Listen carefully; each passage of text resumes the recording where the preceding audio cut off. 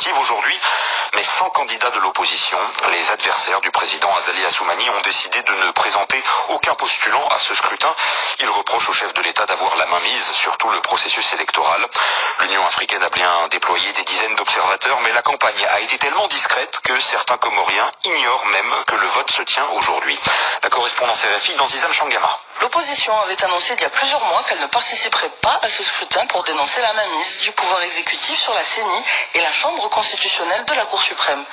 Qu'à cela ne tienne, les différents partis issus de la mouvance présidentielle ont envoyé leurs candidats en ordre dispersé, les uns face aux autres, dans la plupart des circonscriptions. Du côté des électeurs, on a le sentiment que ce sera donc forcément toujours le président Azali qui gagnera, quel que soit le résultat. La campagne électorale a d'ailleurs été un moment très confidentiel, quelques meetings ça et là, mais rien à voir avec l'ambiance de campagne à laquelle le pays est habitué. Cette année, il n'y a eu ni chanson dédiée aux candidats dans les rues, ni affichage de tissus aux couleurs des partis ou des courants. Certaines personnes disent même ne pas savoir quand auront lieu les votes qu'elles devinent grâce aux quelques affiches. Une mission de 40 observateurs de l'Union africaine est cependant sur le terrain pour notamment s'assurer que la conduite des élections contribue à la gouvernance démocratique.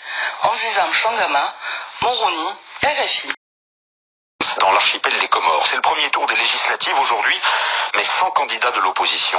Les adversaires du président Azali Assoumani ont décidé de ne présenter aucun postulant à ce scrutin. Ils reprochent au chef de l'État d'avoir la main mise sur tout le processus électoral. L'Union africaine a bien déployé des dizaines d'observateurs, mais la campagne a été tellement discrète que certains Comoriens ignorent même que le vote se tient aujourd'hui.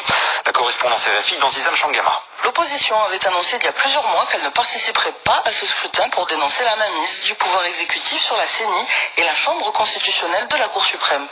Qu'à cela ne tienne, les différents partis issus de la mouvance présidentielle ont envoyé leurs candidats en ordre dispersé, les uns face aux autres, dans la plupart des circonscriptions. Du côté des électeurs, on a le sentiment que ce sera donc forcément toujours le président Azali qui gagnera, quel que soit le résultat. La campagne électorale a d'ailleurs été un moment très confidentiel, quelques meetings ça et là, mais rien à voir avec l'ambiance de campagne à laquelle le pays est habitué. Cette année, il n'y a eu ni chanson dédiée aux candidats dans les rues, ni affichage de tissus aux couleurs des partis ou des courants. Certaines personnes disent même ne pas savoir quand auront lieu les votes qu'elles devinent grâce aux quelques affiches. Une mission de 40 observateurs de l'Union africaine est cependant sur le terrain pour notamment s'assurer que la conduite des élections contribue à la gouvernance démocratique.